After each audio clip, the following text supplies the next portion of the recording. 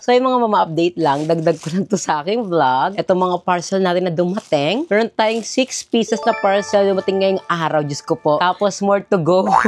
Marami pa tayong parating na parcel. Yung iba kasi tagal pa, yung iba kasi delay kasi nga sa panahon ngayon, hindi siya na-deliver on time. So we have to wait talaga. So let's unbox this. Magsimula mo tayo dito sa pinakamalaki. By the way, itong mga parcel na pinamili ko is available to sa aking TikTok showcase. So if ever gusto nyo bumili, may matripan kayo dito, punta lang kayo sa aking TikTok showcase. Search nyo lang BNT_Jovin at lalabas na doon yung aking mga pinamili sa TikTok. Doon kayo umorder para at least magka-commission ako. In-order ko is hibiscus. Ayan. Ito talaga, maintenance ko na talagang pagtiti.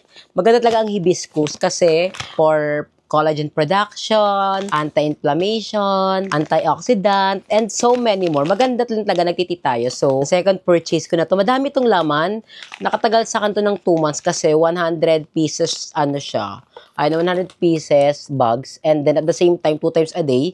So, aabot siya ng 2 months. 410 pesos lang to. So, sulit na. Next natin is this one. I don't know kung ano to. Pag nabuksan natin, alam ko na to for sure. Wait. Oh my God, this is jacket. Oh my God. Kasi, ang lamig ngayon, wala akong kakadel. So, para maibsan ang ating lamig sa katawan, mag-jacket na lang tayo. Ang ganda nito, legit. Nabili ko rin sa TikTok to. Ayan o. Alam nyo ba, isang buwan to bago dumating sa akin kasi itong pinagbilan ko is galing pang China. Ayan, ang ganda ng tela niya. Look at the tela, it's giving. Ang ganda ng tela. Ang bongga kasi dalawa yung zipper niya, isa sa baba at isa dito sa taas. Ayan na. For sure, itatry ko to sa ating mga next vlog. Ganda niya. At feel ko naman hindi siya mainit sa katawan. Ay, hindi siya mainit. Oh my God. Di ka pagpapawisan talaga ng bongga. Ayan, ganda. I love it. Pasabog. May bago na naman tayong jacket. What is this? Oh, ay. Ay, ano to? Ay! Oh my God, short. Short to. Palda short. Hala, sana maganda yung tela. Ay! Oh my God, ang ganda ng tela. Shiny. Look. Oh my God. Ayan o, may short na siyang kasama, tapos palda. Alam nyo ba, gustong gusto ko na yung mga palda short kasi malaki kasi yung puwet ko. So, alam mo yun, pag nakapalda ka, ang ganda lang tingnan. Tapos naka-wedge ka, ay gagamitin ko to. Iba partner ko to, tapos eto. Di ba ang ganda na combination niya, black and gray? Susuotin ko to one of this day. Pag may gala ako, ito, susuotin ko to. Pero hindi ko to susuotin ako mag-isa. That may kasama kong kaibigan, tapos rarampa, gano'n. Pero pag ako mag-isa, nahihiya ako magsuot ng mga ganito. Dapat talaga, dalawa bibilhin ko. Kaso lang, hindi ako bumili ng dalawa kasi mini-make sure ko pa kung maganda yung tela. Pero dahil maganda naman yung tela niya, bibili pa tayo ng ibang color. Meron available na coffee and then black or white and coffee yung color. If ever gusto niyo bumili ng gento na mga pinapamili ko ngayon, na hinahaul ko ngayon, punta lang kayo sa aking TikTok showcase. Search nyo lang BNT_Jovin kasi makikita nyo na lahat doon. Yung mga na pinagbibili ko, Diyos ko po. This one is, ayan, pimple patch.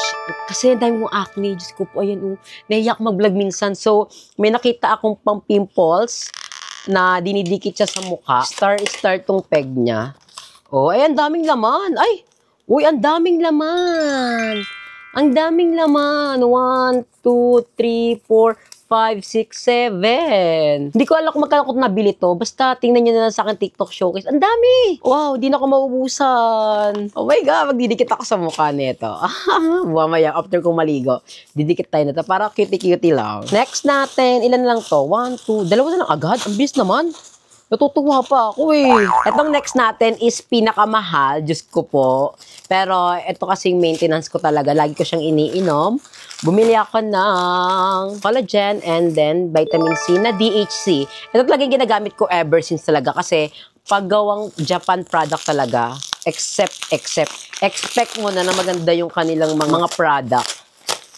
This is for 60 days. Ayan o. Iniinom nyo siya ng 6 pieces, tapos 60 days siya tatagal. And ito naman, 60 days siya, 2 times a day. Yan. Dati hindi ko to alam. Tapos friend ko kasi si Pumiya Sangkay.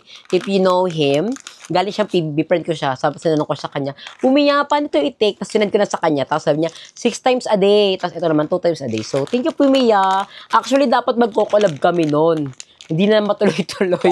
Pero ang maganda pa naman kay Pumiya kasi binubili niya pa yung my day ko, never niya ako in-unfollow sa Instagram kasi mabait si bakla talaga. Bakla tuloy.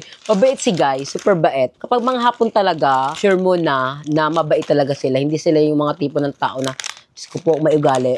Feel ko naman, may mga hapon naman na may ugali, pero karamihan naman is mababait. Ang bait ni Pumiya, legit. Kung gusto nyo neto, punta lang kayo sa akin TikTok showcase, ha. Meron ng bundle doon na vitamin C and then collagen. Mas maganda mag-take kayo ng dalawa para at least mas magandang effect niya. Last one natin, ito naman is, ewan ko ba, bigla ko na pa-check out. Feel ko, sa insecurities lang din to. Ayan, bumili ako ng pang-exercise. Ano to, pang body fat sa likod, tapos sa braso. Yung mga fats, marami kasi akong fats talaga, hindi natatanggal siya.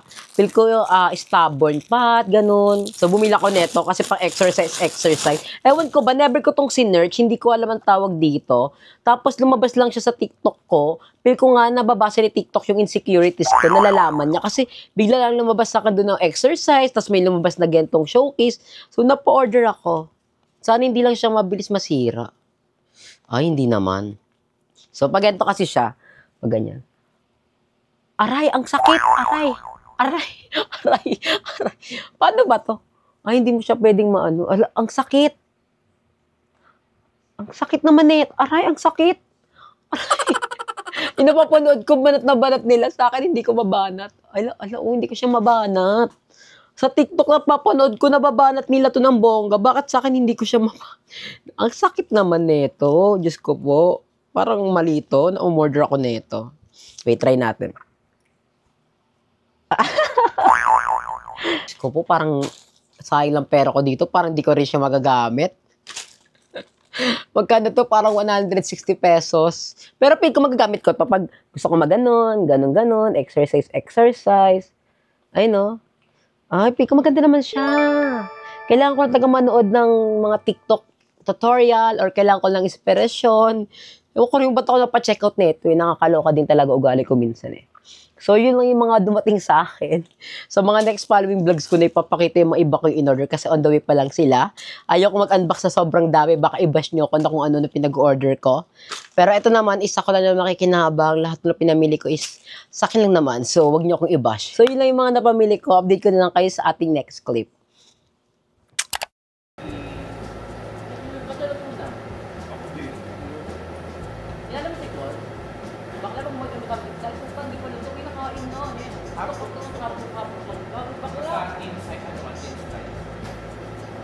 Malalayo ko. Ano saan po kahapon? Wala. Wala talaga. Nag-late na, 5 hours. So, di ba 500 ka? Oo ba, di ba? Hi mga mama, welcome back to my channel. Sorry kung ngayon ako nakapag-intro. And as you can see yung mukha ko, naglagay ako ng pimple patch. Ayan.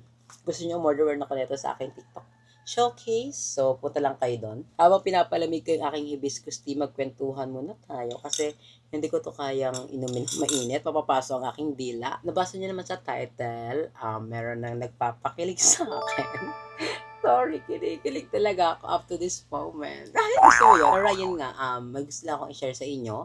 Actually, hindi ko naman to laging nakikwento. Nakikwento ko siya minsan, pero ito kasing nangyayari ngayon sa life ko ngayon is kakaiba siya. Parang bago siya sa akin. Kinikilig ako. Oo, kinikilig talaga ako. Hindi ko naman pwedeng i-deny sa sarili ko na kinikilig ako kasi kinikilig talaga ako. Ngayon dahil mahal na mahal ko kayo mga mama, ikikwento ko sa inyo yung eksena sa life ko ngayon. Bakit ako kinikilig? Meron kasi ako nakilalang guy. And itong guy na to, ito yung nagpapakilig sa akin. By the way, yung guy na tutukoy ko, hindi yung nasa last clip ha, kasi nasa last clip is Becky yun. Mas malambot pa sa akin yun. I mean, mas malambot ako, pero pagdating sa mga lalaki, mas maharot yun. By the way, pagpasensya nyo na kung magiging magulo yung aking kwento, or magiging maayos ba, I don't, palagi kwento kasi ako, gusto ko talaga detail. Kasi ako talaga, pag gusto ko ng mga chika about life, gusto ko detail kung saan nagsimula, tapos hanggang ending, gano'n kasi gusto ko. Para sa inyo din, gusto ko maging clear din sa inyo yung mga nangyayari. So, ito na nga. Itong guy kasi na ito is, nakilala ko to kasi sa bar.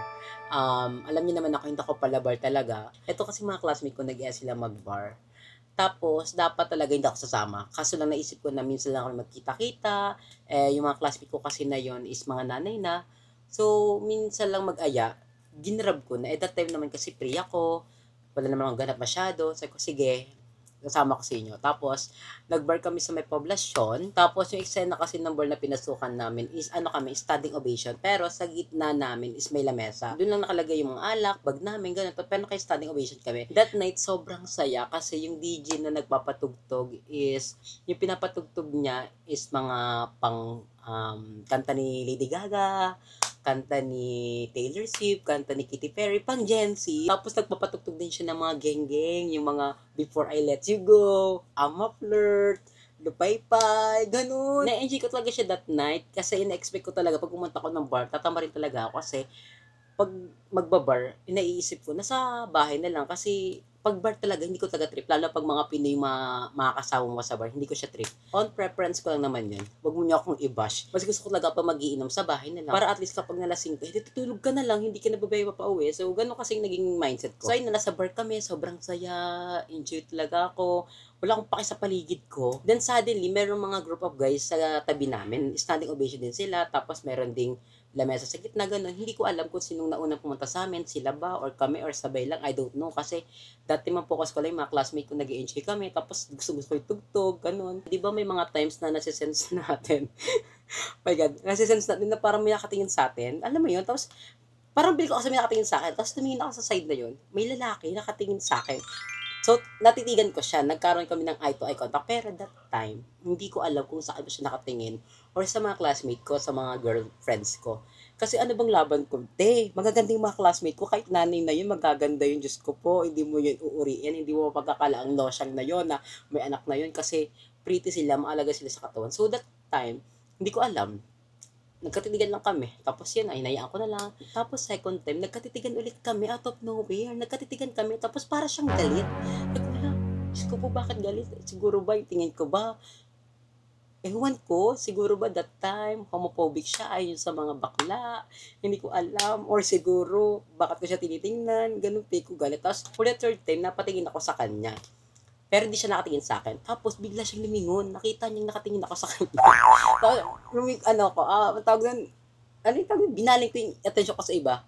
Pero nahiyang-hiya ako that time. Kasi, Diyos ko po, nakita niya nakatingin ako. Kasi, gwapo din naman itong guy. Gwapo din. Hindi mo siya feel ko cup of tea ng ibang tao. Pero, for me, cutie siya kasi may pagka-chubby. Alam mo yung gusto ko kasi mga chubby-chubby. Tapos natapos na yung night na ganun, sobrang saya. Wala naman nakuha ng number. Walang ganun. Kasi that time talagang focus ko lang yung mga classmate ko. Tapos mag-enjoy. Nagangkas ako pa uwi hanggang bahay. Yung iba akong classmate, tag-grab. Yung iba naman nagangkas din. Ganun naging eksena. Diba sa mga bar, uso din yung pipicturean yung grupo nyo. Tapos kami pinicturean yung grupo namin, kayo mga classmates ko, sa ganyan pa ako, post pa ako, ganun pa ako. Tapos pinicturean din sila. Tanda-tanda ko na pinicturean sila at kami. Tapos itong classmate ko, tinag kami sa picture na yun na, ang ganda natin to, sino tayo dyan? Tapos kailan kaya maulit yung bar natin, miss ko na kayo, sana maulit-ulit. Tapos sa picture na yun, nag-comment din siya. Ang comment niya sa picture na yun, pre, yung mga chicks nyo, andi dito, Kikilig ako. Kinikilig ako kasi nakita ko yung account niya na nag-comment siya doon. Kinilig ko. Sabi ko, ay may turing bagets. Bagets din talaga. May turing guy. Kiri-kiri. Ganun. May turing. Kasi nistalk ko siya. Comment ako sa mention ng classmate ko sa picture na, oo nga, sana matuloy tayo ulit. Miss ko na kayo. Mag-bar na tayo agad sa Sabado. Ganun. Tapos that day, nagulat ako kasi meron nag-add sa akin. Account niya. Diyos ko po. Sabi ko, inad ako. Bakit ako yung inad? Ako ba yung trip neto or yung classmate ko or ko kaya niya ako inad kasi gusto niya na ireto ko siya sa mga kaibigan ko. Ganun yung nasa isip ko. That time, kinikilig na ako. Hindi naman, nakilig na. Diyos ko po. Hindi ganun na. Kinikilig lang na parang it gives me butterfly. Kinikilig lang ako. Ayan, tas di ko na siya in-accept kasi syempre, alam niyo naman, ayoko isipin niya, wala akong ganap sa buhay, na lagi kong hawag cellphone ko. So, pinatagal ko muna ng mga siguro 5 hours, 4 hours, pero in-accept ko rin siya. Tapos pagkakanya, mga a minute lang, chinat niya ako. Sabi niya, hi. Tapos sabi ko, hello. Ganun. Bago sa akin yung ganun eksena kasi hindi naman talaga ako malandi. Maharot ako, pero hindi naman never, ako ngayon ng never. Parang, minsan ko lang or madalas ko lang maranasan na yung guy is mag-first move sa akin. Ganda. So, ayun, nag-hi sa akin, nag-hello ako. Tapos sabi ko, sino trip mo sa kaibigan ko, irereto ka ta. Pero mga nanay na yun. Sabi niya, wala. Inadlang kita kasi that night daw, nakita niya daw ako nakatingin sa kanya. Tapos sabi ko, hindi talaga ako tumitingin sa'yo. Nagkatitigan lang tayo, sabi ko. Tapos hindi, nakita ka tayong nakatitig sa akin. Sabi ko, ambisyosa ka. Tapos yun, dami na pinag-usapan, ganyan. Tinanong niya rin ako kung may ba ako mag-bar. Sabi ko, hindi. That night lang, nag-bar lang ako kasi nag-aya yung mga friend ko na matagal ko na hindi nakasama, ganun. Tapos yun, ang dami namin na pag-usapan na hindi ko na para ikwento pa dito kasi mahaba yung usapan namin. Kikilikig ko yung mama. Ako kasi every time na nag-upload ako ng vlog, lagi ko siyang ini-stories sa Messenger, sa Instagram kasi to promote, ganyan. Tapos pag nag-post kasi ako sa Instagram ng story, automatic siyang napopost sa FB. Tapos nakita niya yung story ko na yon. Tapos sabi niya, ay vlogger ka pala. Sabi ko, oh, vlogger ako, ganyan. Pero that time na disappoint ako kasi ayoko talaga na nalalaman ng tao na vlogger ako. Ayoko talaga kasi feel ko minsan hindi nagiging pure intention sa akin ng tao kapag nalaman na vlogger ako. Ganun, I don't know. Hindi ko naman siya masabing red flag. Parang feel ko na off lang ako pag may mga ganung bagay na nalalaman sa akin ng tao na first impression sa akin, ay vlogger pala to, ganyan. Ayoko talaga ng ganun. Kaya as much as possible talaga, gusto ko talaga pag may namit akong tao na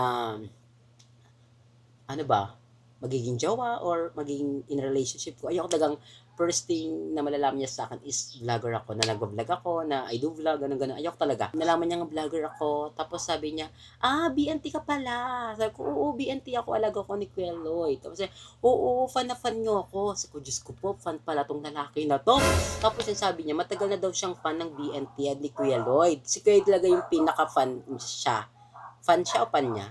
Fan siya ni Kuya Lloyd. Yun, sobrang tagal. Pero never na siya ng vlog nung nawala si Kuya Els. Kasi nga, parang feel niya wala nang dong dating. Parang hindi na daw katulad na ibang YouTuber na ang effort mag-vlog. Si Kuya kasi di ba may effort mag-vlog. Creative, ganun. Tapos yun, simula kasing nawala si Kuya Lloyd, never siya nagkaroon ng update sa mga amin. Sa amin, sa Baklaran to, never na siyang nagkaroon ng update, never na siyang nanood ng vlogs, ng BNT, wala na. Ay ako pala, kilala niya ako as a BNT Jovin. Hindi niya alam na yung kausap niya pala ngayon is yung BNT. Alam mo yun, nagigets niyo ba? So, Diyos ko po, kilala pala ko nito. Mga mama, paano niyo ako makikilala? Layo na ng mukha ko sa dati, di ba? Yung mga pango, dugyot. Ngayon, sobrang fresh ko. Di ba? Ang dami ko nang gawa. May ilong, may forehead, may susa, tapos feminine, compare dati. So, hindi niya ako makakilala. Nalungkot lang ako na, Diyos ko po, parang ayoko talaga ganito. Parang naging sa akin, na-turn off agad ako na, ano ba to? Parang nakapagod naman to. Ito na naman ako sa ganitong era ko na, parang feel ko, if ever magiging close kami neto, feel ko, hindi magiging pure intention sa akin neto. Marami na kami naging conversation, almost everyday nag-uusap kami. Gusto mo yun? Everyday nag-uusap. Hindi, update lang ng good morning, ganyan, anong ganap mo, ganyan. Siya kasi nagkatrabaho sa Makati, stay in siya doon. Pero taga-Bataan talaga siya. Sa mga usap-usap namin, nag-aya na siya makipag-meet up, kung pwede ba daw ako makipagkita sa kanya. Sabi ko, sige, okay lang, saan ba tayo? Sabi niya, MOA na lang para marami mapuntahan, maikot-ikot, magalaan, malakad-lakad, gano'n. Nagkita kami, never ako nag-post ng story kasi gusto ko lang i-enjoy yung moment na kasama siya. Kasi sobrang bait ng guy, ang gaan niya kausap. Parang iba siya sa mga lalaki. Lalaki kasi siya, straight guy. Kinikilig lang ako kasi that time na nagkita kami, siya lahat gumastos, kumain kami sa Tokyo.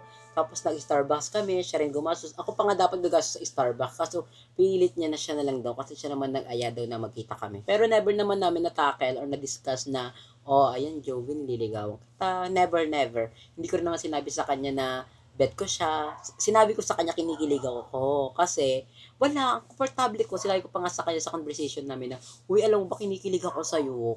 Wala, feel ko hindi ako nahiya na sabihin sa kanya yun kasi sobrang gaan niya lang kasama, sobrang bait. Parang alam mo yung parang, ano bang tawag, soulmate? Soulmate ba tawag? Hindi. Ang gaan niya lang kasama, parang siya yung tipo ng taong madali mong mapapakisamahan kasi sobrang bait. Tsaka alam mo may respeto sa mga bakla, sa mga trans. Yung first impression ko na feel ko matitik advantage ako, hindi ko naman na-feel sa kanya kasi sobrang genuine guy talaga niya. Na-enjoy ko lang tong guy na to. Gusto ko lang sabihin sa inyo na kinikilig ako. Pero, hindi ko naman sinasabi na in love ako. Hindi. Feel ko hindi naman ako in love. Feel ko na-enjoy ko lang yung gantong eksena sa buhay ko na may nakilala kong bagong guy. Tapos, itong guy na to, sobrang bait, sobrang sweet.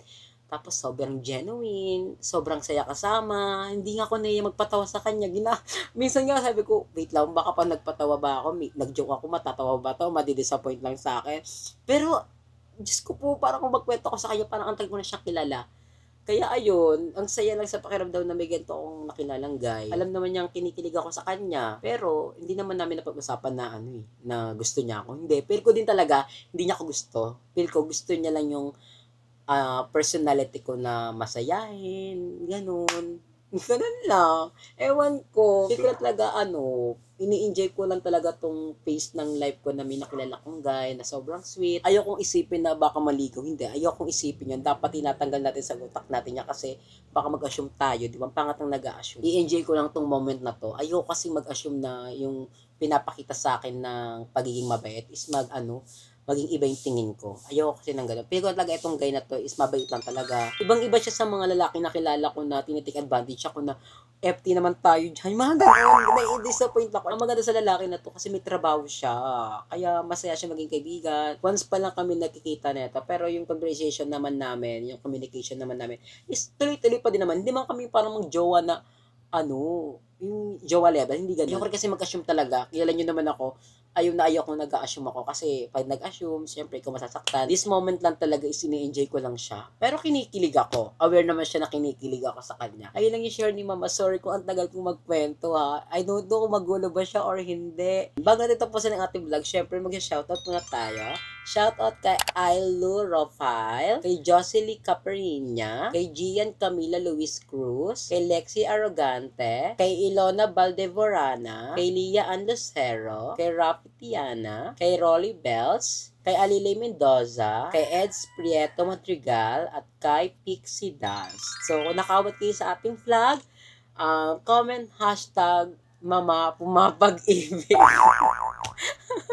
Ay, hindi. Ayoko pumapag-ibig. Diyos ko po, hindi tayo pumapag-ibig. Hashtag Mama Kinikilig. So, yun na mga mama. Thank you so much for watching. And by the way pala, sana itong friendship na meron ako sa isang gay na to, sana magtagal. If you're worried, mga mama, na baka mapanood itong vlog na to, imposible kasi sobrang busy niya sa work. Wala siyang time manood ng vlog. Pero, feel ko pag in-upload ko itong vlog ko na to, hindi ko to i-story sa Messenger or sa Facebook para hindi niya makitang may upload ako na vlog about this. Hindi. Ayaw ko malaman niya na may chika ako na ganito para na-experience ko about him. Hindi. So yun lang mga mama. Thank you so much for watching and I'll see you na lang sa ating next vlog. Sorry kung haba ng kwento ko. I don't know kung okay ba siya or hindi. Pero ayun lang. Bye!